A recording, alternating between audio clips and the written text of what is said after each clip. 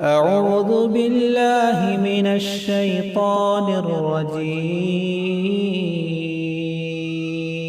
بسم الله الرحمن الرحيم حاضرین مجلس، جیسا کہ ہم یہ بات جانتے ہیں اور یہ ہمارے علم میں ہے کہ آج کا جو پروگرام منعقد کیا گیا ہمارے درمیان اس مسجد کے سابق امام فضیلت الشیخ حافظ عامر الفلاحی نصیری حفظہ اللہ موجود ہیں، جو کہ محتاج تعارف نہیں۔ الحمدللہ آپ نے اشاعت القرآن مسد سے حفظ کی تعلیم مکمل کی، اس کے بعد عالمیت اور فضیلت کے لیے جامعۃ الفلاح حیدرآباد کا رخ کیا، اس کے بعد تخصص الحدیث کا کورس آپ نے کلیت الحدیث بنگلور سے مکمل کیا، اور الحمدللہ ابھی آپ فی الحال جامعہ اسلامیہ مدینہ طیبہ میں زیر تعلیم ہیں اور وہاں سے کلیت الشریعہ کا کورس کر رہے ہیں۔ اور یقیناً یہ بہت بڑی سعادت اور خوش نصیبی کی بات ہے کہ سینکڑوں بلکہ ہزاروں لاکھوں طلباء دنیا بھر سے جامعہ اسلامیہ مدینہ یونیورسٹی کے لیے داخلے کے لیے کوشاں رہتے ہیں اور کوشش کرتے ہیں۔ ان طلباء میں سے بہت چند طلباء کا انتخاب ہوتا ہے، اس میں نام کا آنا اور وہاں پر منتخب کیا جانا یہ محض اللہ تعالیٰ کا فضل اور اس کا کرم ہے، اور یہ قسمت کی بات ہے۔ جیسا کہ کسی نے کہا کہ کہاں میں اور کہاں یہ مدینے کی گلیاں، کہاں میں اور کہاں یہ مدینے کی گلیاں، یہ قسمت نہیں ہے تو پھر اور کیا ہے؟ پہلی بات تو یہ ہے کہ مدینہ جو کہ مدینۃ النبی ہے، نبی کریم صلی اللہ علیہ وسلم کا مبارک شہر ہے، جس کی زیارت کو مشروع اور مستحب قرار دیا گیا اور باعث ثواب قرار دیا گیا۔ اور پھر دوسری بات یہ ہے کہ وہاں پر علم کے حصول کے لیے جانا یہ اپنی جگہ ایک الگ فضیلت رکھتا ہے۔ بہرحال میں شیخ کے اور آپ کے درمیان زیادہ دیر حائل نہ ہوتے ہوئے فضیلت الشیخ حافظ محمد عامر الفلاحی نصیری حفظہ اللہ سے گزارش کرتا ہوں کہ وہ آئیں اور علم اور علماء اس عنوان کے تحت خطاب فرمائیں۔ السلام علیکم ورحمۃ اللہ وبرکاتہ۔ الحمدللہ نحمده ونستعینه ونستغفره ونؤمن به ونتوکل علیہ ونعوذ باللہ من شرور انفسنا ومن سیئات اعمالنا، من يهده الله فلا مضل له ومن يضلله فلا هادي له، واشهد ان لا اله الا الله وحده لا شريك له، واشهد ان محمدا عبده ورسوله ارسله بالحق بشيرا ونذيرا وداعيا الى الله باذنه وسراجا منيرا، فان خير الحديث كتاب الله وخير الهدي هدي محمد صلى الله عليه وسلم، وشر الامور محدثاتها وكل محدثة بدعة وكل بدعة ضلالة وكل ضلالة في النار۔ قال الله تبارك وتعالى في القرآن المجيد والفرقان الحميد: أعوذ بالله من الشيطان الرجيم، بسم الله الرحمن الرحيم، إنما يخشى الله من عباده العلماء۔ وقال النبي صلى الله عليه وسلم: سيأتيكم أقوام يطلبون العلم فإذا رأيتموهم فقولوا لهم مرحبا مرحبا بوصية رسول الله صلى الله عليه وسلم، وقال عليه الصلاة والسلام: مرحبا بطالب العلم۔ تمام قسم کی تعریف و توصیف، کبریائی و بڑائی، حمد و ثناء اللہ وحدہ لا شریک کے لیے لائق و زیبا ہے۔ بعد از درود السلام ہو تمام انبیاء کرام پر، بالخصوص آخری نبی، پیارے نبی، شافی محشر، ساقی کوثر جناب محمد رسول اللہ صلی اللہ علیہ وسلم پر۔ الحمدللہ آج کے اس اجلاس میں ہم جمع ہوئے ہیں تاکہ ہم گفتگو کو سن سکیں اور انشاءاللہ اس پر عمل کرنے کی کوشش کر سکیں۔ جس چیز کے بارے میں آج گفتگو کرنے والا ہوں وہ ہے علم اور علماء، طلب علم اور علماء۔ اللہ کے نبی صلی اللہ علیہ وسلم کا فرمان ہے کہ طلب العلم فریضۃ علی کل مسلم، کہ علم دین کا حاصل کرنا ہر مسلمان پر فرض ہے۔ کون سا علم دین حاصل کرنا فرض ہے، اس بارے میں علماء نے ہماری توجیہ کی ہے، رہنمائی کی ہے۔ فرمایا کہ جو دین کا موٹا موٹا علم ہے، جو بنیادی چیزیں ہیں، ایک مسلمان کو جاننا ضروری ہے۔ توحید کسے کہتے ہیں، شرک کسے کہتے ہیں، عقیدہ کیا ہے، اللہ کون ہے، پیارے نبی صلی اللہ علیہ وسلم کی اتباع کیسی کرنی ہے، یا اسی طرح نماز کا طریقہ کیا ہے، وضو کا طریقہ کیا ہے، غسل کا طریقہ کیا ہے، قرآن کا پڑھنا اور پڑھانا ہے۔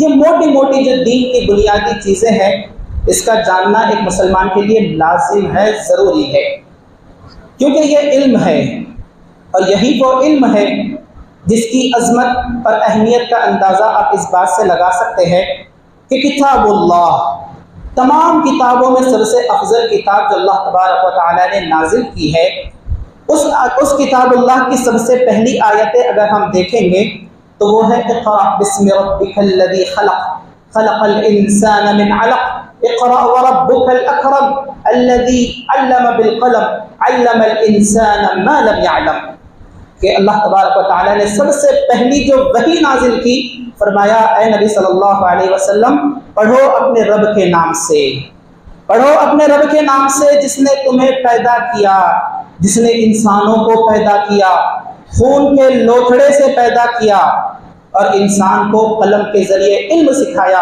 اے نبی صلی اللہ علیہ وسلم پڑھتے رہو، تمہارا رب بڑا ہی کرم کرنے والا ہے جس نے انسان کو ایسی چیزیں سکھائی ہے جس کا وہ علم نہیں رکھتا تھا۔ اللہ نے کیا حکم دیا؟ پہلی وحی میں پڑھو، لکھو، علم حاصل کرو، اور جب انسان پڑھتا ہے، علم حاصل کرتا ہے، شرعی علم حاصل کرتا ہے، تو اس کا نتیجہ کیا ہوتا ہے؟ اس کا نتیجہ بھی اللہ نے بتلا دیا ہے، فرمایا انما یخشی اللہ من عبادہ العلماء، کہ اللہ سے سب سے زیادہ ڈرنے والے اگر کوئی ہے، اللہ کا خوف اختیار کرنے والے اگر کوئی ہے تو وہ صرف اور صرف علماء ہے، اللہ تبارک و تعالیٰ کا علم رکھنے والے ہیں، رسول اللہ صلی اللہ علیہ وسلم کا علم رکھنے والے ہیں۔ علم دین کا نتیجہ کیا ہے؟ کہ انسان تواضع اختیار کرتا ہے، عاجزی اختیار کرتا ہے، تکبر سے دور، گھمنڈ سے دور، برائیوں سے دور، اور اللہ کا تقوی اختیار کرتا ہے۔ کس کی بدولت؟ اللہ کے فضل سے، علم کی بدولت ہے کہ انسان ان تمام اچھائیوں کو اپنا لیتا ہے۔ علم کو حاصل کرنے کے کئی طرق ہیں، جن میں سب سے عظیم طریقہ علماء اور مشائخ سے علم حاصل کرنا ہے۔ جو بھی ہمارے محلے میں ہمارے پاس علماء ہیں، مشائخ ہیں، ان سے علم حاصل کرنا ہے، چاہے مساجد میں ہو، چاہے جامعات اور مدارس میں ہو۔ یہ سب سے اعلیٰ طریقہ ہے علم کو حاصل کرنے کا۔ اور ایک طریقہ ہے علماء کی رہنمائی میں کتابوں کا مطالعہ کیا جائے، اور ایک طریقہ ہے کہ علماء کے دروس اور خطبے سنے جائے۔ یہ تمام چیزیں علم کو حاصل کرنے کے طریقے ہیں، لیکن سب سے اہم کیا ہے کہ علماء سے براہ راست علم کو حاصل کیا جائے، کیونکہ جو علم ہے نا، جو شرعی علم ہے، وحی کا علم ہے، وہ جبریل علیہ السلام نے اللہ سے لیا، اور جبریل علیہ السلام سے رسول اللہ صلی اللہ علیہ وسلم نے لیا، رسول اللہ صلی اللہ علیہ وسلم سے صحابہ کرام نے لیا، صحابہ کرام سے تابعین نے لیا، تابعین سے تبع تابعین نے لیا، تبع تابعین سے تبع اتباع تابعین نے لیا، اور نسل در نسل یہ علم ہم تک چلتا آ رہا ہے۔ اس کی چین ہے، اس کی کڑی ہے، یہ علماء وہ مشائخ ہے جو ہمیں رسول اللہ صلی اللہ علیہ وسلم تک پہنچا سکتے ہیں۔ تو علم کیسا حاصل کریں گے؟ علماء کے ذریعے، کیونکہ وہی ایسے ہی آئی ہے۔ وہی جو ہے وہ علم ہے، اور بہت ہی عظیم علم ہے، اور وہی کی کئی قسمیں ہیں، جن میں سے ایک قسم ہے کہ اللہ تبارک و تعالیٰ براہ راست رسول اللہ سے بات کرتا ہے، جیسا کہ معراج کی رات اللہ نے بات کی نبی صلی اللہ علیہ وسلم سے، یہ بھی ایک وحی ہے۔ اور اسی طرح اللہ تبارک و تعالیٰ نبی صلی اللہ علیہ وسلم کو خواب دکھلاتا ہے، جسے رؤیا صالحہ یا رؤیا صادقہ کہا جاتا ہے، سچا خواب، اچھا خواب، یہ بھی وحی ہے۔ اور سب سے پہلی وحی آپ صلی اللہ علیہ وسلم کو سچے خواب ہی کے ذریعے دی گئی، جیسا کہ حضرت عائشہ رضی اللہ تعالیٰ عنہ فرماتی ہے اول ما بدأ به رسول اللہ، اس سب سے پہلی وحی جو نبی صلی اللہ علیہ وسلم کو کی گئی وہ اچھے خواب اور سچے خواب کے ذریعے کی گئی۔ یہ بھی وحی کا طریقہ ہے، وحی کی قسم ہے۔ اور ایک وحی کی قسم ہے کہ اللہ تبارک و تعالیٰ جبریل علیہ السلام کے ذریعے نبی صلی اللہ علیہ وسلم تک علم کو، وحی کو پہنچایا کرتا تھا۔ جبریل علیہ السلام جو کہ بہت ہی عظیم فرشتے ہیں، اب ان کی وحی پہنچانے کے دو طریقے ہیں۔ ایک ہے جبریل علیہ السلام اپنی اصلی حالت میں نبی صلی اللہ علیہ وسلم کے پاس آیا کرتے تھے، جس حالت میں نبی صلی اللہ علیہ وسلم نے آپ کو دیکھا ہے، یعنی اللہ نے آپ کو جس حالت میں پیدا کیا اس حقیقی صورت میں جبریل علیہ السلام آیا کرتے تھے۔ جیسا کہ وہی ایک مرتبہ رک گئی تھی، آپ صلی اللہ علیہ وسلم بہت زیادہ پریشان تھے، نڈھال تھے، اور آپ صلی اللہ علیہ وسلم خود بیان کرتے ہیں، صحیح بخاری کی روایت ہے کہ وہی بند ہو چکی تھی، منقطع ہو چکی تھی، جبریل علیہ السلام آنا بند ہو چکے تھے، میں ایک مرتبہ رو رہا تھا۔ آپ صلی اللہ علیہ وسلم فرماتے ہیں میں ایک مرتبہ رو رہا تھا، اچانک آسمان کی طرف سے ایک آواز آتی ہے، جب میں آسمان کی طرف دیکھتا ہوں تو وہی جبریل ہے جو غار حرا میں میرے پاس آئے تھے، اور وہ آسمان اور زمین کے درمیان کرسی لگا کر بیٹھے ہوئے ہیں، اور اس وقت میں ان کو دیکھ کر بہت زیادہ ڈر گیا اور گھبرا گیا، اور میں خدیجہ رضی اللہ تعالیٰ عنہ کے پاس گیا اور کہا زملونی، مجھے چادر اڑا دو۔ پھر اس کے بعد اللہ نے یہ آیتیں نازل کی، یا ایھا المدثر قم فانذر وربک فکبر وثیابک فطہر والرجز فاہجر۔ تو پتہ یہ چلا کہ جبریل علیہ السلام اپنی حقیقی صورت میں آ کر بھی نبی صلی اللہ علیہ وسلم تک علم کو پہنچایا کرتے تھے۔ 2 مرتبہ آپ صلی اللہ علیہ وسلم نے جبریل علیہ السلام کو ان کی حقیقی صورت میں دیکھا، ایک ہے جب وہی رک گئی تھی جو ابھی میں نے واقعہ آپ کو ذکر کیا، اور دوسرا ہے معراج کی رات بھی آپ صلی اللہ علیہ وسلم نے جبریل علیہ السلام کو اپنی حقیقی صورت میں دیکھا۔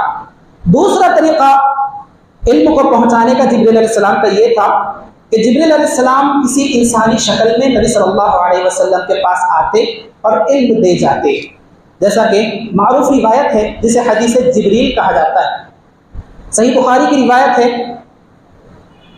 اللہ کے نبی صلی اللہ علیہ وسلم بیٹھے ہوئے ہیں، عمر رضی اللہ تعالیٰ عنہ فرماتے ہیں کہ اذ طلع علینا رجل شدید بیاض الثیاب شدید سواد الشعر لا یرا علیہ اثر السفر ولا یعرفہ منا احد۔ ہم سب بیٹھے ہوئے ہیں، نبی صلی اللہ علیہ وسلم بیٹھے ہوئے ہیں، ایک آدمی نمودار ہوتا ہے، ایک آدمی آتا ہے جس نے بہت زیادہ سفید لباس پہنا ہوا ہے اور اس کے بال بہت ہی کالے ہے، سیاہ ہے، وہ آتا ہے اور ہم میں سے کوئی اسے نہیں پہچانتا اور نہ ہی اس کے چہرے پر سفر کے آثار دکھ رہے، یعنی وہ مسافر بھی نہیں ہے اور ہم میں سے اسے کوئی شخص جانتا بھی نہیں۔ بڑا تعجب ہوا۔ عمر رضی اللہ تعالیٰ عنہ فرماتے وہ شخص آتا ہے اور نبی صلی اللہ علیہ وسلم کے پاس بیٹھ جاتا ہے، فَأَسْنَدَ رُكْبَتَيْهِ إِلَى رُكْبَتَيْهِ وَوَضَعَ كَفَّيْهِ عَلَى فَخِذَيْهِ۔ وہ آتا ہے آپ صلی اللہ علیہ وسلم کے گھٹنوں سے گھٹنے ملا کر بیٹھ جاتا ہے اور اپنے ہاتھوں کو نبی صلی اللہ علیہ وسلم کی ران پر رکھ دیتا ہے اور کہتا ہے یا محمد اخبرنی عن الاسلام، اے محمد صلی اللہ علیہ وسلم اسلام کے بارے میں بتلائیں کہ اسلام کیا ہے۔ آپ صلی اللہ علیہ وسلم نے فرمایا ان تشهد ان لا الہ الا اللہ وان محمد رسول اللہ وتقیم الصلاة وتؤتی الزکاة وتصوم رمضان وتحج البیت اذا استطعت الیہ سبیلا۔ آپ صلی اللہ علیہ وسلم نے اس آدمی کو جواب دیا کہ اسلام یہ ہے کہ تم اس بات کی گواہی دو اللہ کے علاوہ کوئی حقیقی معبود نہیں اور محمد صلی اللہ علیہ وسلم اللہ کے بندے اور اس کے رسول ہیں، اور تم نماز ادا کرو، زکوٰۃ ادا کرو، رمضان کے روزے رکھو، اور اگر استطاعت ہے تو حج بھی کرو، یہ اسلام ہے۔ وہ آدمی جو آپ کے ساتھ بیٹھا ہوا ہے کہتا ہے صدقت یا محمد، اے محمد صلی اللہ علیہ وسلم آپ نے سچ کہا ہے۔ عمر رضی اللہ تعالیٰ عنہ فرماتے ہیں ہمیں تعجب ہوا، خود ہی سوال کر رہا ہے اور خود ہی کہہ رہا ہے کہ اے نبی صلی اللہ علیہ وسلم آپ نے سچ کہا ہے۔ پھر کہتا ہے اخبرنی عن الایمان، اے محمد صلی اللہ علیہ وسلم ایمان کیا ہے؟ اسلام تو آپ نے بتا دیا، ایمان کیا ہے؟ آپ نے فرمایا ان تؤمن باللہ وملائکتہ وکتبہ ورسلہ والیوم الآخر والقدر خیرہ وشرہ۔ ایمان یہ ہے تم اللہ پر، اللہ کے فرشتوں پر، اللہ کے کتابوں پر اور اللہ کے بھیجے ہوئے کتابوں پر اور رسولوں پر ایمان لاؤ، تقدیر پر ایمان لاؤ اور آخرت کے دن پر ایمان لاؤ۔ پھر اس نے کہا مل احسان، احسان کیا ہے؟ آپ نے فرمایا ان تعبد اللہ کأنک تراہ فإن لم تکن تراہ فإنہ یراک۔ احسان یہ ہے کہ تم اللہ کی عبادت ایسے کرو گویا کہ تم اللہ کو دیکھ رہے ہو۔ اگر یہ گمان نہیں آتا تو یہ سوچو کہ اللہ تمہیں دیکھ رہا ہے۔ پھر اس آدمی نے کہا کہ اے محمد صلی اللہ علیہ وسلم اخبرنی عن الساعہ، قیامت کے بارے میں بتلائیں۔ آپ صلی اللہ علیہ وسلم نے فرمایا من مسئول عنہا بعالم من السائل، کہ جس کو پوچھا جا رہا ہے اسے زیادہ علم نہیں ہے پوچھنے والے سے، یعنی مجھے نہیں ہے بلکہ آپ کو مجھ سے زیادہ اس بارے میں علم ہے۔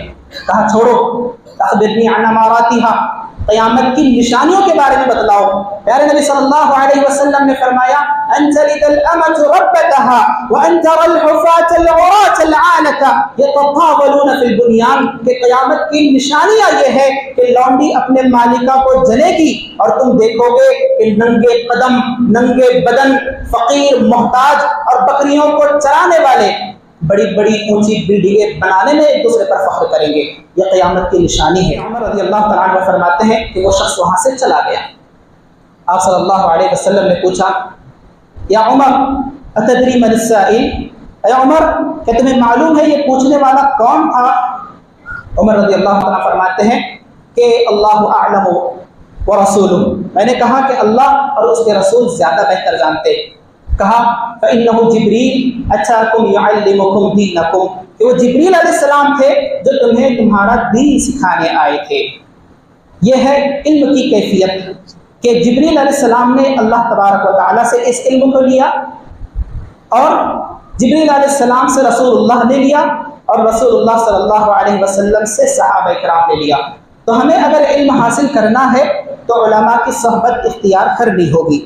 یہ علم ہے، اور یاد رکھیں علم کے بغیر زندگی ادھوری ہے، علم کے بغیر عبادتیں ادھوری ہے، علم کے بغیر سکون و اطمینان ادھورا ہے، علم کے بغیر اجر و ثواب بھی ادھورا ہے۔ اگر ان تمام چیزوں کو مکمل کرنا چاہتے ہو تو کیا کرنا ہوگا؟ علم حاصل کرنا ہوگا، اور جو دین کی بنیادی چیزیں ہیں وہ حاصل کرنی ہوگی۔ کیوں؟ کیونکہ علم میراث الانبیاء ہے، میراث الانبیاء ہے، اور علم ایک ایسی چیز ہے جو باقی رہنے والی ہے اور باقی ساری چیزیں ختم ہونے والی ہے، فنا ہونے والی ہے۔ علم ایک ایسی چیز ہے کہ جس کی وجہ سے اللہ تبارک و تعالیٰ بندے کی روزی میں کشادگی عطا فرماتا ہے۔ انس بن مالک رضی اللہ تعالیٰ عنہ فرماتے ہیں کہ نبی صلی اللہ علیہ وسلم کے زمانے میں دو بھائی ہوا کرتے تھے، ان میں سے ایک بھائی کماتا تھا اور دوسرا بھائی نبی صلی اللہ علیہ وسلم کے ساتھ علم سیکھتا تھا۔ آپ صلی اللہ علیہ وسلم کو لازم پکڑ لیا تھا۔ اہل علم کہتے ہیں کہ وہ دونوں بھائی ایک ہی گھر میں رہا کرتے تھے اور ان کا کھانا پینا ایک ہی جگہ تھا، تو ظاہر سی بات ہے اعتراض ہوگا، ایک بھائی کما رہا ہے اور ایک بھائی کما نہیں رہا، وہ آپ صلی اللہ علیہ وسلم کے پاس ہی رہ رہا، علم دین حاصل کر رہا، تو کمانے والا بھائی کیا کرتا ہے؟ نبی صلی اللہ علیہ وسلم کی خدمت میں حاضر ہوتا ہے، کہتا ہے اللہ کے نبی صلی اللہ علیہ وسلم دن بھر میں کاروبار کرتا ہوں، تجارت کرتا ہوں، کماتا ہوں، جبکہ میرا بھائی دن بھر خالی رہتا ہے اور آپ ہی کے ساتھ رہتا ہے، علم دین حاصل کرتا ہے، آپ اسے سمجھائیں۔ اللہ کے نبی صلی اللہ علیہ وسلم نے فرمایا کہ تجھے کیا معلوم جو تجھے روزی روٹی مل رہی ہے وہ اسی کی وجہ سے مل رہی ہے، یعنی علم دین حاصل کرنے والے شخص کی وجہ سے اللہ تبارک و تعالیٰ تمہیں روزی روٹی دے رہا ہے۔ سبحان اللہ، یہ ہے طلب علم کی فضیلت۔ اور یاد رکھیں علم دین حاصل کرنا گویا کہ اپنے راستے کو جنت کی طرف لے جانا ہے۔ جو لوگ علم دین حاصل کرتے ہیں ان کے لیے اللہ تبارک و تعالیٰ جنت کا راستہ آسان کر دیتا ہے۔ اور یہ کس نے کہا ہے؟ یہ پیارے نبی جناب محمد رسول اللہ صلی اللہ علیہ وسلم نے کہا ہے۔ ابو الدرداء رضی اللہ تعالیٰ عنہ جو کہ دمشق میں رہتے تھے، مدینہ سے ایک شخص ابو الدرداء رضی اللہ تعالیٰ عنہ کے پاس آتا ہے اور کہتا ہے کہ ابو الدرداء، آپ اللہ کے رسول صلی اللہ علیہ وسلم سے ایک حدیث بیان کرتے ہیں، وہ حدیث میں سننے کے لیے آیا ہوں، طلب حدیث کے لیے آیا ہوں۔ ابو الدرداء رضی اللہ تعالیٰ عنہ نے کہا کہ سچ میں تم طلب حدیث کے لیے آئے ہو؟ کوئی دنیا کی غرض ہے؟ کہا نہیں۔ کہا مال کی غرض ہے، تجارت کی غرض ہے؟ کہا نہیں، بس میں طلب حدیث کے لیے آیا ہوں، آپ سے وہ حدیث لینے کے لیے آیا ہوں۔ ابو الدرداء رضی اللہ تعالیٰ عنہ نے فرمایا خوشخبری ہے، تمہیں تو خوشخبری ہے، کیونکہ میں نے نبی کریم صلی اللہ علیہ وسلم کو فرماتے ہوئے سنا ہے من سلک طریقا یلتمس فیہ علما سہل اللہ لہ بہ طریقا الی الجنہ، کہ جو شخص کسی ایسے راستے پر نکلتا ہے کہ اس کا مقصود اور مطلوب طلب علم ہو تو اللہ تعالیٰ اس کے لیے جنت کا راستہ آسان کر دیتا ہے۔ اور فرماتے ہیں کہ نبی صلی اللہ علیہ وسلم نے فرمایا کہ وَإِنَّ الْعَالِمَ لَيَسْتَغْفِرْ لَهُ مَنْ فِي السَّمَاوَاتِ وَمَنْ فِي الْأَرْضِ حَتَّى الْحِيتَانِ فِي الْمَاءِ، کہ عالم دین کے لیے عالم دین کے لیے زمین و آسمان کی ساری چیزیں مغفرت کی دعا کرتی ہے، یہاں تک کہ سمندر کی مچھلیاں بھی عالم دین کے لیے مغفرت کی دعا کرتی ہے۔ وَإِنَّ الْعُلَمَاءَ وَرَثَةُ الْأَنْبِيَاءِ، اور اللہ کے نبی صلی اللہ علیہ وسلم نے فرمایا کہ علماء انبیاء کے وارث ہے۔ اور انبیاء کیا چھوڑتے ہیں اپنی وراثت میں؟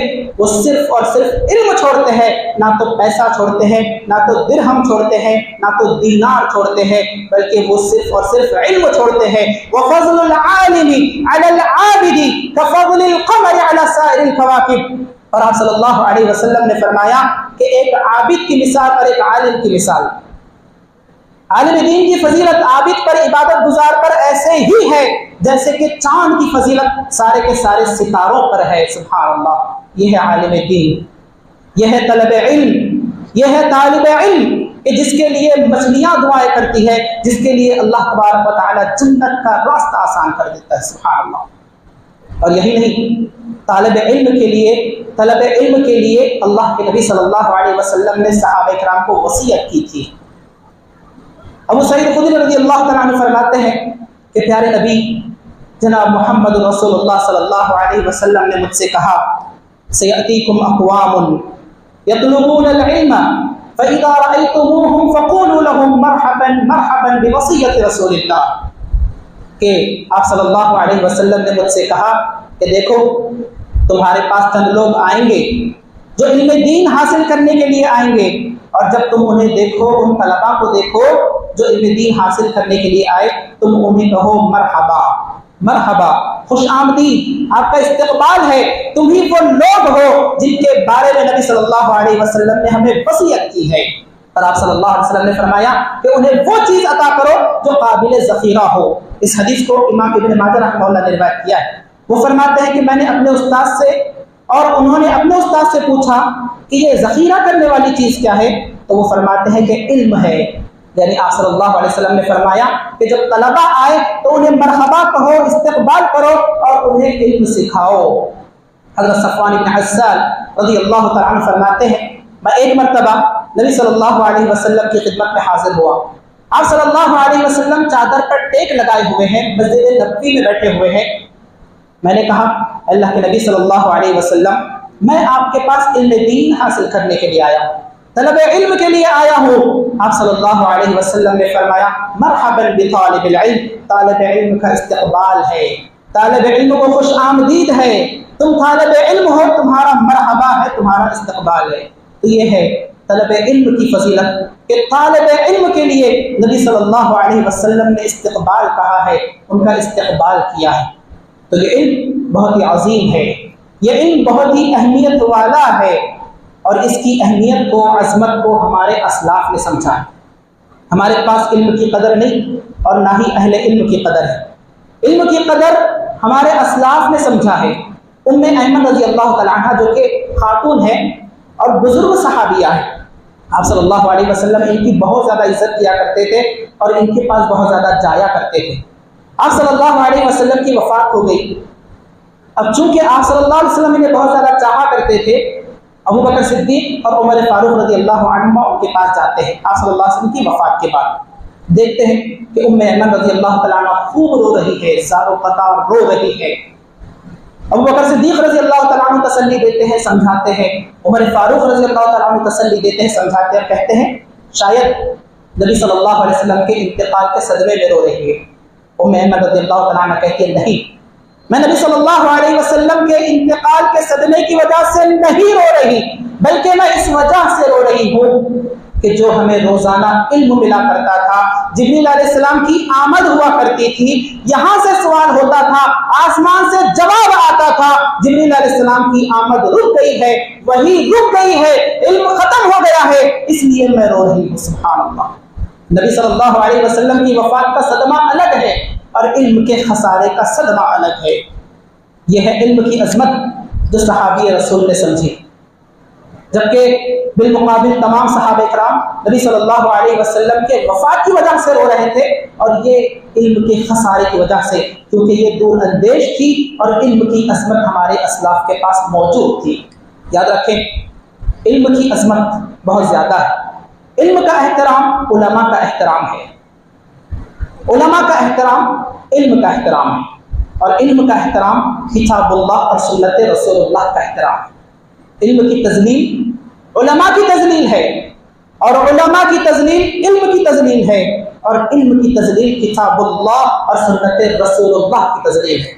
تو لہٰذا اپنے علماء کا احترام کرو، طالب علم کا احترام کرو، کیونکہ ان کی اگر تذلیل ہوگی یہ علم کی تذلیل ہوگی، اور علم کی تذلیل یعنی کتاب اللہ اور سنت رسول اللہ کی تذلیل ہوگی، کیونکہ علماء کا مقام و مرتبہ بہت زیادہ ہے۔ جو عام لوگ ہیں ان کی عزت کے بارے میں، ان کے احترام کے بارے میں اللہ کے نبی صلی اللہ علیہ وسلم نے فرمایا ان من اجلال اللہ تعالی اکرام الشیبۃ المسلم، کہ اللہ کے احترام کا تقاضا یہ ہے کہ تم اس بوڑھے کی یا اس بوڑھے آدمی کی عزت کرو، احترام کرو جس کے بال سفید ہو گئے اسلام پر چلتے چلتے۔ اور ایک حدیث میں فرمایا یسلم الصغیر علی الکبیر، چھوٹا بڑے کو سلام کرے۔ اور ایک حدیث میں فرمایا لیس منا من لم یرحم صغیرنا ولم یؤخر کبیرنا، کہ وہ شخص ہم میں سے ہو نہیں سکتا جو بچوں پر رحم نہ کرے اور ہمارے بڑوں کی عزت نہ کرے۔ یہ بالعموم ہے، عام لوگوں کے بارے میں اللہ کے نبی صلی اللہ علیہ وسلم نے ایسا فرمایا ہے، تو یہ تو علماء ہے جن کے پاس کتاب اللہ اور سنت رسول اللہ کا علم ہے، جن کے بارے میں اللہ نے فرمایا یرفع اللہ الذین آمنوا منکم والذین اوتوا العلم درجات، کہ اللہ نے علم کی وجہ سے ان کے درجات کو بلند کر دیا ہے۔ لا يستوي الذين يعلمون والذين لا يعلمون، اور اللہ فرماتا ہے، قرآن اعلان کرتا ہے کہ علم والا اور بے علم والا برابر ہو نہیں سکتے۔ تو گویا کہ اہل علم کا مقام و مرتبہ عام لوگوں سے کئی زیادہ بڑھ کر ہوتا ہے۔ کیسے؟ علم کی عظمت کس طریقے سے ہے؟ دو مثالیں آپ کے سامنے بیان کرتا ہوں کہ دنیا میں بھی ہے اور آخرت میں بھی ان کی عظمت ہے۔ آپ صلی اللہ علیہ وسلم کا فرمان ہے یہ ام القوم اقرأهم لکتاب اللہ، یہ ام القوم اقرأهم لکتاب اللہ، کہ لوگوں کی امامت وہ کرائے گا جس کے سینے میں کتاب اللہ محفوظ ہوگی، جسے قرآن کا سب سے زیادہ علم ہوگا۔ سبحان اللہ، بہت ہی عظیم بات ہے۔ معاشرے میں، محلے میں بڑے بڑے لوگ آپ کو مل جائیں گے، ٹیچرز ہو، ڈاکٹرز ہو، انجینئرز ہو، وکیل ہو، بڑے بڑے دانشور ہو، بڑے بڑے تاجر ہو، لیکن وہ مسلح پر کھڑے ہونے کے حقدار ہے نہیں ہے۔ کیوں؟ کیونکہ ان کے پاس کتاب اللہ کا علم نہیں ہے۔ آپ نے فرمایا یا ام القوم اقرأهم لکتاب اللہ، کہ لوگوں کی امامت وہی کرائے گا جس کے پاس کتاب اللہ کا علم ہوگا، جو کتاب اللہ کا حافظ ہوگا، جس کے سینے میں کتاب اللہ ہوگی، وہ لوگوں کو امامت کرائے گا۔ ابو بکر صدیق رضی اللہ تعالیٰ عنہ کو جب لوگوں نے خلیفہ بنایا آپ صلی اللہ علیہ وسلم کی وفات کے بعد، ایک دلیل یہ بھی تھی کہ ابو بکر صدیق رضی اللہ تعالیٰ عنہ وہ ہے جنہوں نے نبی کی زندگی میں نبی کے مسلح پر امامت کی، اور جس نے نبی کی زندگی میں نبی کے مسلح پر امامت کی ہے، نبی کے بعد بھی وہ زیادہ حقدار ہے کہ اسے خلیفہ اور امام بنایا جائے صلی اللہ علیہ وسلم۔ اور ابو بکر صدیق رضی اللہ تعالیٰ عنہ کو مسلح تک پہنچانے والی چیز کیا ہے؟ وہ کتاب اللہ کا علم ہے، وہ علم ہے۔ یہ ہوئی دنیاوی مثال۔ اللہ نے اہل علم اور ماہرین قرآن کی عظمت کو انتقال کے بعد، ان کے مرنے کے بعد بھی برقرار رکھا۔ کیسے؟ غزوہ احد، جو کہ بہت ہی عظیم جنگ ہے، جس میں اللہ کے نبی صلی اللہ علیہ وسلم نے 50 صحابہ کو جمل رومات پر متعین کر دیا، ایک جگہ ہے، اور کہا کہ دیکھو تم تیر اندازی کرتے ہو اچھی طریقے سے، تم 50 لوگ یہیں پر رہنا، اور ان پر ایک قائد بنایا عبداللہ بن جبیر رضی اللہ عنہ کو۔ اور آپ صلی اللہ علیہ وسلم نے کہا کہ دیکھو یہاں سے نہ ہٹنا، اگر ہم جنگ جیت بھی جائے تب بھی نہیں ہٹنا، اور تم دیکھو کہ ہمیں پرندے نوچ کھا رہے ہیں تب بھی نہیں ہٹنا، یہاں سے نہیں ہٹنا۔ 50 صحابہ ہے، تیر انداز ہے، عبداللہ بن جبیر رضی اللہ تعالیٰ عنہ قائد ہے۔ جنگ شروع ہوتی ہے اور تقریباً غزوہ احد مسلمان جیت چکے ہوتے ہیں۔ جب یہ صحابہ کرام جو کہ تیر انداز تھے، آپ صلی اللہ علیہ وسلم نے ایک پہاڑ پر متعین کیا تھا، وہ کہتے ہیں کہ تقریباً ہم جنگ تو جیت چکے ہیں، کیوں نہ ہم بھی مال غنیمت لوٹنے میں لگ جائیں، کیوں نہ ہم بھی مال غنیمت لینے میں لگ جائیں۔ عبداللہ ابن جبیر رضی اللہ تعالیٰ عنہ کہتے ہیں نہیں، اس جگہ کو نہ چھوڑنا، کیونکہ نبی صلی اللہ علیہ وسلم نے سختی سے منع کیا ہے لیکن صحابہ کرام سمجھتے ہیں ہم جنگ جیت گئے، اور بعض صحابہ کرام اور اکثر صحابہ کرام وہاں سے ہٹ جاتے ہیں۔ مشرکین اس موقع کو غنیمت جان کر پیچھے سے حملہ بول دیتے ہیں، اللہ اکبر، اور یہ اتنی شدید جنگ ہوتی ہے، اتنی خطرناک جنگ ہوتی ہے کہ یہی وہ جنگ ہے جس میں نبی صلی اللہ علیہ وسلم کے دندان مبارک شہید ہو جاتے ہیں، جس میں نبی صلی اللہ علیہ وسلم کا سر مبارک پھٹ جاتا ہے، یہاں تک کہ یہ افواہ پھیل جاتی ہے کہ پیارے نبی جناب محمد رسول اللہ صلی اللہ علیہ وسلم کا قتل کر دیا گیا ہے، نعوذ باللہ۔ بہت شدید جنگ ہو گئی، تھوڑی سی غلطی ہو گئی، مشرکین نے پیچھے سے حملہ بول دیا اور آپ صلی اللہ علیہ وسلم شدید زخمی ہو گئے، 70 سے زائد صحابہ کرام شہید ہو گئے اور اکثر صحابہ کرام زخموں سے چور ہو گئے۔ جنگ ختم ہوتی ہے، مسلمان جنگ ہار جاتے ہیں۔ ابو سفیان جو کہ ابھی اسلام قبول نہیں کیے تھے، مشرکوں کے لشکر میں تھے، پہاڑ پر چڑھتے ہیں اور اعلان کرتے ہیں کہ محمد الرسول اللہ زندہ ہے صلی اللہ علیہ وسلم۔ آپ صلی اللہ علیہ وسلم جواب دینے سے منع کر دیتے صحابہ کرام۔ پھر وہ اعلان کرتے ہیں کہ ابو قحافہ ابو بکر صدیق رضی اللہ تعالیٰ عنہ زندہ ہے، خاموشی۔ پھر اعلان کرتے ہیں کہ عمر فاروق زندہ ہے، خاموشی، کسی نے جواب نہیں دیا۔ پھر ابو سفیان مشرکین کی لشکر کی طرف لوٹ کر یا ان کی طرف دیکھ کر کہتے ہیں کہ دیکھو یہ تینوں لوگ مر چکے ہیں۔ عمر فاروق رضی اللہ تعالیٰ عنہ سے رہا نہ گیا، کہا اللہ کے دشمن جن 3 لوگوں کا نام تو نے لیا ہے وہ تینوں کے 3 زندہ ہے، اور سن رکھ تیرا برا وقت آنے والا ہے۔ یہ کس نے کہا؟ عمر فاروق رضی اللہ تعالیٰ عنہ نے غصے سے کہا کہ سن رکھ تیرا برا وقت آنے والا ہے۔ ابو سفیان کہتے ہیں کہ اچھا یہی وہ ہمارا بدلہ ہے جو جنگ بدر کا ہم نے آج لیا ہے۔ اس کے بعد ابو سفیان اعلان کرتے ہیں پہاڑی پر کھڑے ہو کر کہ اعلو حبل اعلو حبل، حبل کی جے ہو، ہمارے بت کی جے ہو، حبل کی جے ہو۔ آپ صلی اللہ علیہ وسلم فرماتے ہیں صحابہ کرام سے کہ اسے جواب دو کہ اللہ اعلی و اجل، کہ اللہ تبارک و تعالی سب سے بلند ہے اور وہی بزرگی والا ہے۔ ابو سفیان اعلان کرتے ہیں ان لنا عزا، کہ ہمارے لیے ہمارا بت عزا ہے، معاون ہے، مددگار ہے، حامی ہے، اور تمہارا کوئی عزا نہیں۔ رسول اللہ صلی اللہ علیہ وسلم کہتے کہ جواب دو اللہ مولانا ولا مولا لکم، کہ اللہ ہمارا معاون ہے، حامی ہے، مددگار ہے، اور تمہارا مولا کوئی نہیں۔ یہ جنگ ہو گئی اور یہ جنگ کے بعد کی باتیں ہو گئی۔ اب صحابہ کرام زخمی ہے، زخموں سے چور ہے، 70 سے زائد صحابہ کرام شہید ہو چکے ہیں، اب انہیں دفنانا ہے۔ اب جب صحابہ کرام زخمی ہے، زخموں سے چور ہے، ہر ایک کی الگ الگ قبر نہیں کھود سکتے۔ آپ صلی اللہ علیہ وسلم نے فرمایا کہ ایک قبر کھودو اور اسے کشادہ کر دو، تاکہ اس میں 3 4 5 صحابہ کرام کو ایک ساتھ دفنایا جائے۔ سبحان اللہ، یہاں پر غور کیجیے، ایک قبر کھود دی گئی، اسے کشادہ کر دیا گیا۔ آپ صلی اللہ علیہ وسلم کے پاس 4 5 لاشیں ہیں۔ آپ فرماتے ہیں ان میں سب سے زیادہ قرآن کا حافظ کون ہے؟ ان میں سب سے زیادہ قرآن کا علم رکھنے والا کون ہے؟ ان میں سب سے زیادہ قرآن کو پڑھنے والا کون ہے؟ اور آپ صلی اللہ علیہ وسلم خود قبر میں اترتے یا قبر کے پاس رہنمائی کرتے اور اسے مقدم رکھتے، اور اس کے بعد دوسرے کو، اس کے بعد تیسرے کو، اس کے بعد چوتھے کو۔ سبحان اللہ، غور کیجئے کہ علماء، ماہرین قرآن اور اہل علم کی فضیلت کو اللہ نے دنیا میں بھی برقرار رکھا اور مرنے کے بعد بھی برقرار رکھا۔ یہ صرف علم ہے، یہ صرف علماء ہے۔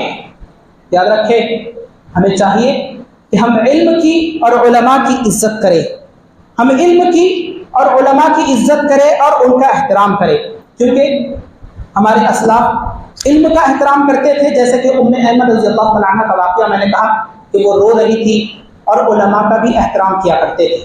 ہارون رشید جو کہ بادشاہ ہے، ایک مرتبہ اپنی لونڈی کے ساتھ اپنے بنگلے میں، اپنے شاہی محل کے بالا خانے میں ٹہل رہے ہیں، لونڈی ساتھ میں، دیکھتے ہیں کہ بہت بڑی بھیڑ ہے اور سروں کا سمندر ہے، لوگ دوڑے دوڑے جا رہے ہیں۔ تو کہا کہ یہ کون لوگ ہیں اور کہاں جا رہے ہیں، کیوں جا رہے ہیں، یہ سروں کا سمندر کہاں ہے اور کیوں ہے؟ تو جواب ملتا ہے کہ عبداللہ ابن مبارک آئے ہیں۔ عبداللہ ابن مبارک اپنی صدی کے سب سے بڑے عالم، سب سے بڑے مفتی، سب سے بڑے زاہد، بہت بڑے عالم اور محدث تھے۔ کہا جاتا ہے کہ یہ جو بھیڑ ہے نا، یہ جو سمندر ہے، سروں کا سمندر ہے، وہ عبداللہ ابن مبارک کے لیے ہے، ان سے ملنے کے لیے ہے۔ ہارون رشید کی لونڈی ان کے ساتھ تھی، کہتی ہے اے بادشاہ سلامت، اگر آپ برا نہ مانے ایک بات کہوں؟ کہا کہو، میں برا نہیں مانوں گا۔ کہا کہ بادشاہ آپ نہیں وہ ہے، بادشاہ آپ نہیں وہ ہے، آپ لوگوں کے جسموں پر حکومت کرتے ہو اور وہ لوگوں کے دلوں پر حکومت کرتے ہیں۔ سبحان اللہ، یہی وہ علماء ہے۔ لونڈی کہتی ہے کہ بادشاہ آپ نہیں وہ ہے، کیونکہ آپ پولیس اور فوج کے دم پر حکومت کرتے ہیں اور وہ علماء دلوں پر راج کرتے ہیں۔ سبحان اللہ، یہ ہے علماء کی عظمت، اور علماء کی عظمت کو علماء نے بھی جانا۔ سبحان اللہ، عوام تو عوام اور علماء نے بھی جانا۔ زید بن ثابت رضی اللہ تعالیٰ عنہ جو کہ بہت ہی جدی اور ذو علم صحابی ہے، زید بن ثابت رضی اللہ تعالیٰ عنہ ایک مرتبہ اپنے خچر پر سوار ہو کر آ رہے ہیں۔ ابن عباس رضی اللہ تعالیٰ عنہ نے دیکھا کہ زید بن ثابت جو مجھ سے افضل ہے علم کے اعتبار سے، آگے بڑھتے ہیں اور خچر کی نکیل کو سنبھال لیتے ہیں اور خچر کو ہانکتے ہوئے لے جاتے ہیں۔ زید بن ثابت رضی اللہ تعالیٰ عنہ کہتے ہیں ابن عباس تم یہ کیا کر رہے ہو، تم ایسا کیوں کر رہے ہو؟ کہا ہاکذا امرنا ان نفعل بعلمائنا، ہمیں یہی حکم دیا گیا ہے کہ ہم علماء کے ساتھ ایسا ہی احترام کریں۔ سبحان اللہ، زید بن ثابت رضی اللہ تعالیٰ عنہ کے خچر کی نکیل کو سنبھالے ہوئے ہیں اور خچر کو ہانک رہے ہیں، گویا کہ ابن عباس رضی اللہ تعالیٰ عنہ نوکر ہے، خادم ہے، اور زید بن ثابت بادشاہ ہے اور ان کی یہ خدمت کر رہے ہیں اور اسے شرف محسوس ہو رہا ہے۔ سبحان اللہ، ابن عباس کون؟ ابن عباس جو اتنے بڑے اہل علم میں شمار ہوتے ہیں کہ جن کے بارے میں ترجمان القرآن کہا جاتا ہے، مفسر قرآن کہا جاتا ہے، اور ان سے بڑا مفسر امت میں آج تک پیدا نہیں ہوا، اور ان کا یہ حال ہے کہ وہ اپنے علماء کی اس طرح قدر کر رہے ہیں۔ ابن عباس رضی اللہ تعالیٰ عنہ کے بارے میں نبی صلی اللہ علیہ وسلم نے فرمایا اور آپ صلی اللہ علیہ وسلم نے دعا دی، اللہم فقہہ فی الدین وعلمہ التأویل، کہ اللہ اس کمسن صحابی کو، اس کمسن لڑکے کو تیرا علم عطا کر، تیرے دین کا علم عطا کر اور کتاب اللہ کی تفسیر کا علم عطا کر۔ اور یہی وجہ ہے کہ ان سے بڑا مفسر امت میں آج تک پیدا نہیں ہوا۔ علماء کو ان کا مقام عطا کرنا یہ عوام کا کام ہے، علماء کو ان کا مقام عطا کرے، کیونکہ ہمارے اسلاف نے، صحابہ کرام نے ایسا کیا ہے۔ ابن عباس رضی اللہ تعالیٰ عنہ ہی کی مثال لے لے، جو کہ کمسن صحابی ہیں، نوجوان لڑکے ہیں، لیکن علم کے اعتبار سے بہت ہی اعلیٰ ہے، بہت ہی افضل ہے۔ اور یہی وجہ ہے کہ عمر فاروق رضی اللہ تعالیٰ عنہ جیسے جید صحابی، انہوں نے اپنی مجلس شورا میں ابن عباس رضی اللہ تعالیٰ عنہ کو ممبرشپ ادا کی تھی، انہیں اپنی مجلس کا ممبر بنایا ہوا تھا، جبکہ اس میں سینئر صحابہ کرام بھی موجود تھے، بزرگ صحابہ کرام بھی موجود تھے، اور انہیں اعتراض بھی ہوا کہ ہمارے ساتھ عمر فاروق ایک کم سن لڑکے کو بٹھا دیتے ہیں۔ عمر فاروق رضی اللہ تعالیٰ عنہ نے ان کے علم کو بتلانے کے لیے کیا کیا؟ ایک مرتبہ مجلس بیٹھی ہوئی تھی، عمر فاروق رضی اللہ تعالیٰ عنہ نے سوال کیا کہ سورۃ النصر اذا جاء نصر اللہ والفتح ورأيت الناس يدخلون في دين الله افواجا فسبح بحمد ربك واستغفر انه كان توابا، کہ جب اللہ کی مدد، نصرت اور فتح آ گئی، جب آ جائے گی اور تم لوگوں کو دیکھو گے کہ فوج در فوج وہ اسلام میں داخل ہو رہے ہیں، اے نبی صلی اللہ علیہ وسلم اس وقت آپ اپنے رب کی حمد اور تسبیح بیان کرے اور اللہ سے معافی مانگے، اللہ توبہ قبول کرنے والا ہے۔ عمر فاروق رضی اللہ تعالیٰ عنہ نے مجلس شورا کے سامنے سوال کیا کہ یہ سورۃ النصر ہے اور اس کا پیغام کیا ہے؟ تمام صحابہ کرام نے، سینئر صحابہ کرام نے، بزرگ صحابہ کرام نے کہا کہ سورۃ النصر میں یہ پیغام ہے کہ اللہ کے نبی صلی اللہ علیہ وسلم جب اسلام پھیل جائے تو آپ اس کی خوشی کے لیے، شکرانے کے لیے اللہ کی تسبیح اور تحمید بیان کریں اور اللہ سے معافی مانگے۔ تفسیر بالکل صحیح کی، صحابہ کرام نے تفسیر بالکل صحیح کی، لیکن عمر فاروق رضی اللہ تعالیٰ عنہ کوئی اور جواب تلاش کر رہے تھے۔ ظاہری طور پر صحابہ کرام نے صحیح جواب دیا تھا، لیکن دقیق طور پر عمر فاروق رضی اللہ تعالیٰ عنہ مزید جواب تلاش کر رہے تھے۔ کہا ابن عباس کہ تمہاری بھی یہی رائے ہے؟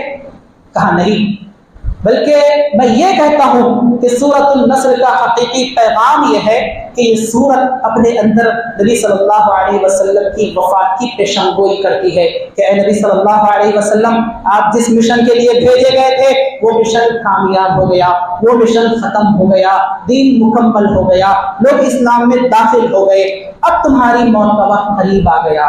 اے نبی صلی اللہ علیہ وسلم، اب آپ کی موت کا وقت قریب آ گیا، اب آپ بکثرت اللہ کی تسبیح، تحمید اور ثنا بیان کرے اور اللہ تبارک و تعالیٰ سے استغفار کرے، اللہ بہت بخشنے والا ہے۔ عمر فاروق کہتے ہیں کہ مجھے یہی جواب کی تلاش تھی اور امید تھی اور تم نے وہی جواب دیا۔ تو گویا کہ صحابہ کرام کے سامنے عمر فاروق رضی اللہ تعالیٰ عنہ نے بتلا دیا کہ گرچہ کہ یہ کم سن ہے لڑکا، کم سن صحابی ہے، لیکن بہت ہی علم اپنے اندر رکھتا ہے، اس لیے انہیں مجلس شورا کی ممبرشپ عطا کی گئی۔ تو یاد رکھیں، جو معاشرہ علماء کی قدر کرتا ہے، انہیں ان کا مقام عطا کرتا ہے، ان کی عزت کرتا ہے، ان کا احترام کرتا ہے، وہ معاشرہ سرخرو ہوتا ہے، دنیا میں بھی اور آخرت میں بھی۔ لیکن جو معاشرہ اور جو لوگ علماء کا احترام نہیں کرتے، علماء کی بے عزتی کرتے ہیں، ان کی تذلیل کرتے ہیں، انہیں حقیر سمجھتے ہیں، انہیں کمتر اور معمولی سمجھتے ہیں، ان کی برائیاں لوگوں کے سامنے بیان کرتے ہیں، ان کے عیبوں کو بیان کرتے ہیں، اور اسی طرح ان کی غیبتیں کرتے ہوئے پھرتے ہیں، چغلخوریاں کرتے ہوئے پھرتے ہیں، بدگمانیاں کرتے ہوئے پھرتے ہیں، تو یاد رکھیں ایسا معاشرہ نہ تو دنیا میں سرخرو ہو سکتا ہے اور نہ آخرت میں سرخرو ہو سکتا ہے۔ آج ہم دیکھیں کہ علماء کرام کے ساتھ ایسا ہی کیا جاتا ہے، علماء کرام کی غیبتیں کرتے ہوئے ہم پھرتے ہیں، علماء کرام کے عیبوں کو دوسروں کے سامنے بیان کرتے ہوئے ہم پھرتے ہیں۔ میں یہ نہیں کہہ رہا کہ علماء سے غلطیاں نہیں ہوتی، یقیناً علماء سے غلطیاں ہو سکتی ہیں، وہ بھی گناہوں میں مبتلا ہو سکتے ہیں، ان کے پاس بھی نفس ہے، ان کے ساتھ بھی شیطان ہے، وہ بھی گناہوں میں مبتلا ہو سکتے ہیں، لیکن اس کا مطلب یہ نہیں کہ آپ ان کی بے عزتی کرتے پھریں، اس کا مطلب یہ نہیں کہ آپ لوگوں کے سامنے ان کی غیبتیں اور چغلخوریاں کرتے پھریں، اس کا مطلب یہ نہیں کہ آپ علماء سے مکمل ہٹ جائے اور دور ہو جائے اور بدگمانی کے شکار ہو جائے، اس کا مطلب یہ نہیں کہ آپ علماء کے ساتھ الزام تراشی سے کام لیں، نہیں، بلکہ ایک مومن کے لیے تو ضروری ہے۔ عام لوگوں کے بارے میں اللہ تبارک و تعالیٰ کا فرمان ہے، یا ایھا الذین آمنوا اجتنبوا کثیرا من الظن ان بعض الظن اثم ولا تجسسوا، کہ ایمان والو بہت زیادہ گمان نہ کیا کرو، بعض گمان بدگمان ہوتے ہیں، گناہ کے کام ہوتے ہیں، اور سراغ مت لگایا کرو، ایک دوسرے کی جاسوسی مت کیا کرو، ولا یغتب بعضکم بعضا، تم میں سے کوئی کسی کی غیبت بھی نہ کیا کرے، ایحب احدکم ان یاکل لحم اخیہ میتا فکرہتموہ، کہ تم میں سے کوئی شخص اس بات کو پسند کر سکتا ہے کہ وہ اپنے مرے ہوئے بھائی کا گوشت کھائے؟ اللہ فرماتا ہے تم اسے ناپسند کرو گے تو اللہ سے ڈرو، غیبتیں نہ کرو، سراغ نہ لگایا کرو، جاسوسی نہ کیا کرو۔ اور ایک مرتبہ اللہ کے نبی صلی اللہ علیہ وسلم دو قبروں کے پاس سے گزرتے ہیں، دیکھتے ہیں اور فرماتے ہیں کہ ان دو قبر والوں کو عذاب ہو رہا ہے۔ آپ صلی اللہ علیہ وسلم سے پوچھا گیا کیوں ہو رہا ہے؟ کہا کہ ان دونوں میں سے انہما لا يعذبان وما يعذبان في كبير وانه لكبير اما احدهما فكان لا يستنزه من بوله واما الاخر يغتب، کہ ان میں سے ایک شخص ایسا ہے جو پیشاب کے قطروں سے نہیں بچا کرتا تھا، اور دوسرا شخص ایسا ہے جو غیبتیں کرتے پھرا، یعنی غیبتیں کرتا تھا اور مسلمان بھائی کا گوشت کھاتا تھا۔ ایک مرتبہ نبی صلی اللہ علیہ وسلم کو جب معراج کرائی گئی، اسراء اور معراج کی رات تھی، نبی صلی اللہ علیہ وسلم فرماتے ہیں میرا گزر ایسے لوگوں کے پاس سے ہوا جن کے ناخن تانبے کے بنے ہوئے ہیں، جن کے ناخن تانبے کے ہیں، اور وہ ان ناخنوں سے اپنے جسموں کو نوچ رہے ہیں، اپنے سینوں کو نوچ رہے ہیں، اپنے چہروں کو نوچ رہے ہیں۔ میں نے جبریل علیہ السلام سے پوچھا کہ یہ کون لوگ ہیں جن کے ناخن تانبے کے ہیں، جو اپنے سینوں کو نوچ رہے ہیں، چہروں کو نوچ رہے ہیں؟ جبریل علیہ السلام نے کہا کہ یہ وہ لوگ ہیں جو دنیا میں اپنے مسلمان بھائی کی غیبت کر کے ان کا گوشت کھایا کرتے تھے اور اپنے دوسرے مسلمان بھائی کی عزت کو نیلام کرتے تھے۔ اللہ اکبر، یہ تو عام لوگوں کے ساتھ ہے۔ علماء کی غیبت کرنا اور چغلخوری کرنا یہ اس سے بھی بڑا وعید ہے، یہ اس سے بھی بڑے وعید کا باعث ہے، یہ اس سے بھی بڑے گناہ کا باعث ہے۔ تو علماء کی غیبتیں اور علماء کی چغلخوریاں کرنے اور اسی طرح ان کا عدم احترام کرنے سے بچے، کیونکہ یہ علماء ہی ہے جو وارث الانبیاء ہے، جو انبیاء کے وارث ہے۔ اگر ہم علماء کا احترام نہیں کریں گے یا اسی طرح علماء کی تذلیل کریں گے یا اہل علم کی تذلیل کریں گے اور انہیں ان کا مقام عطا نہیں کریں گے تو یاد رکھیں یہ علماء ہم سے چلے جائیں گے، یہ علماء ہم سے دور ہو جائیں گے، ان علماء کو اللہ اٹھا لے گا۔ اور یہ کس نے کہا ہے؟ یہ پیارے نبی صلی اللہ علیہ وسلم نے کہا ہے۔ آپ صلی اللہ علیہ وسلم فرماتے ہیں، صحیح بخاری کی روایت ہے، ان اللہ لا يقبض العلم انتزاعا من العباد، کہ اللہ تبارک و تعالی بندوں سے علم کو چھین نہیں لے گا، ولكن يقبض العلم بقبض العلماء، بلکہ اللہ تبارک و تعالی علماء کو اٹھا لے گا اور علم کو ختم کر دے گا۔ اذا لم يبق عالما اتخذ الناس رؤوسا جهالا، اور جب علماء ختم ہو جائیں گے، دور ہو جائیں گے، وفات پا جائیں گے، آپ صلی اللہ علیہ وسلم فرماتے ہیں کہ لوگ جاہلوں کو اپنا سردار بنا دیں گے، جاہلوں کو اپنا امام بنا دیں گے، جاہلوں کو اپنا امیر بنا دیں گے، اور ان امیروں سے، ان جاہلوں سے پوچھیں گے، فتوے پوچھیں گے، اور وہ جاہل فتوے دیں گے، فضلوا واضلوا، خود بھی گمراہ ہوں گے اور لوگوں کو بھی گمراہ کریں گے۔ کیوں ہوگا؟ جب آپ علماء کی عزت نہیں کرو گے، جب آپ علماء کو ان کا مقام عطا نہیں کریں گے تو مصلی پر بھی جاہل آ جائیں گے، ممبر و محراب پر بھی جاہل آ جائیں گے، ممبر و محراب پر بھی بدعتی آ جائیں گے، منحرف افکار والے آ جائیں گے، بدعقیدہ والے آ جائیں گے، خود بھی گمراہ ہوں گے اور آپ کو بھی گمراہ کر دیں گے۔ تو علماء حق کی عزت کرو، علماء حق کا احترام کرو، طلب علم جو طالب علم ہے ان کا احترام کرو، اور اپنے بچوں کو بھی طلب علم کے لیے ابھارو۔ دو چیزیں تنبیہ کے طور پر میں بیان کر دوں کہ ایک چیز کہ علماء کو یہ حق دو کہ وہ لا ادری کہے۔ ہمارے پاس یہ ماحول بنا ہوا ہے کہ عالم اگر کوئی ہے تو اسے ہر مسئلے کا علم ہوگا، عالم اگر کوئی ہے تو وہ ہر مسئلے کا جواب دے گا، ایسا ضروری نہیں۔ احادیث میں ہمیں مثالیں ملے گی کہ بڑے بڑے صحابہ کرام کو بعض اوقات چھوٹے چھوٹے مسائل نہیں معلوم ہوا کرتے تھے، تو ایک عالم کو حق دو کہ وہ لا ادری کہے، یعنی مجھے نہیں معلوم۔ اگر وہ کہتا ہے کہ مجھے یہ مسئلہ نہیں معلوم تو گویا کہ وہ امانت دار ہے۔ ایسا نہیں ہے کہ اگر وہ چاہتا تو کچھ بھی آپ کو بیان کر دیتا، لیکن وہ اللہ سے ڈرتا ہے، امانت دار ہے، اس لیے وہ کہہ رہا ہے لا ادری، مجھے نہیں معلوم۔ تو اگر کوئی عالم آپ سے کہتا ہے کہ مجھے یہ مسئلہ نہیں معلوم، کیونکہ اس نے اس کے بارے میں پڑھا نہیں ہے، تحقیق نہیں کیا ہے، احاطہ نہیں کیا ہے، تو اس کی عزت آپ کے پاس کم نہیں ہونی چاہیے، بلکہ اس کی عزت اور بڑھنی چاہیے۔ کیوں؟ کیونکہ اس نے امانت داری کا ثبوت دیا اور اس نے کہا کہ یہ مسئلہ مجھے نہیں معلوم۔ امام مالک رحمہ اللہ، ان کے پاس ایک شخص آتا ہے، 40 سوالات لے کر آتا ہے اور کہتا ہے کہ ان 40 سوالات کے مجھے جواب دے۔ امام مالک رحمہ اللہ نے 5 یا 6 سوالات کے جواب دیے اور بقیہ تمام سوالات کے جواب میں کہا لا ادری لا ادری لا ادری، مجھے نہیں معلوم نہیں معلوم نہیں معلوم۔ اس شخص نے کہا اے امام صاحب کہ میرے پیچھے بہت سارے لوگ ہیں جنہوں نے یہ سوالات دے کر بھیجے ہیں، وہ منتظر ہیں، ان سوالات کے جوابات کیا دوں؟ کہا کہ کہو امام مالک نے کہا ہے کہ مجھے نہیں معلوم۔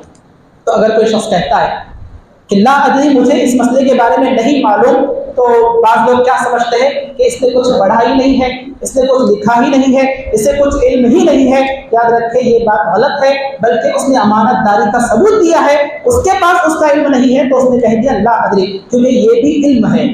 صحیح بخاری کی روایت ہے، اللہ کے نبی صلی اللہ علیہ وسلم نے فرمایا وَإِنَّ مِنَ الْعِلْمِ أَن تَقُولَ لِمَا لَا تَعْلَمُ اللَّهُ أَعْلَمُ، کہ یہ بھی علم ہے کہ اگر تمہیں کسی بات کا علم نہ ہو تو تم کہو کہ اللہ اعلم، مجھے نہیں معلوم، اللہ کو زیادہ معلوم۔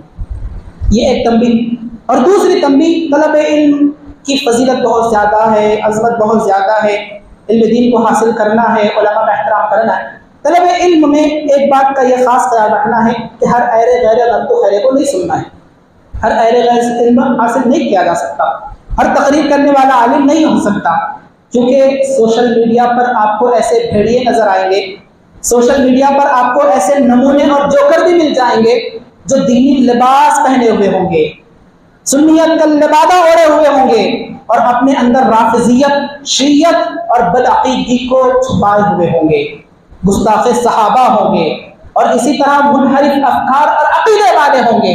تو اس سے ہمیں جو ہے احتیاط برتنا ہے۔ ہر ایرے غیرے سے علم حاصل نہیں کرنا ہے، بلکہ جو معتبر علماء ہیں ان سے علم حاصل کرنا ہے، کیونکہ یہ علم دین ہے اور دین کے بارے میں ہمیں احتیاط کرنا ہے۔ ان هذا العلم دین فانظروا عمن تاخذون دینکم، کہ یہ علم دین ہے اور دیکھو کہ تم یہ دین کس سے لے رہے ہو، تمہارا شیخ کون ہے، تمہارا استاذ کون ہے، اور باطل عقائد والوں سے، گستاخ صحابہ سے دور رہے، ان کی تقریریں نہ سنیں، ان کے لٹریچر وغیرہ نہ پڑھیں۔ کیوں؟ کیونکہ اسلاف کے پاس بہت زیادہ احتیاط ہوا کرتی۔ اسلاف اگر کسی شخص کے بارے میں معلوم ہوتا کہ یہ فلاں شخص بدعتی ہے، گمراہ کن اپنے اندر عقائد رکھتا ہے، اور اگر وہ کہتا کہ آؤ میں تمہیں قرآن کی آیت پڑھ کر سناتا ہوں، اسلاف کہتے نہیں، اگر تو قرآن بھی سنا رہا ہے ہم تجھ سے قرآن بھی نہیں سنیں گے۔ تو ہمیں علم دین حاصل کرنے میں بہت زیادہ احتیاط کرنا ہے۔ اللہ سے دعا ہے کہ اللہ تبارک و تعالی ہمیں علم دین حاصل کرنے کی توفیق عطا فرمائے، اور معتبر اور اہل الحق علماء سے علم دین حاصل کرنے کی توفیق عطا فرمائے، آمین۔ وآخر دعوانا ان الحمد للہ رب العالمین، السلام علیکم ورحمۃ اللہ وبرکاتہ۔ جزاک اللہ خیرا کثیرا، بارک اللہ فی علمک و عمرک۔ الحمدللہ ابھی ہم بہت ہی جامع اور مدلل انداز میں علم اور علماء اس عنوان کے تحت خطاب سماعت فرما رہے تھے۔ اللہ تعالیٰ سے دعا ہے کہ جو باتیں یہاں کہیں گی اس پر عمل کرنے کی توفیق نصیب فرمائے، اور شیخ کے علم اور عمر برکت نصیب فرمائے۔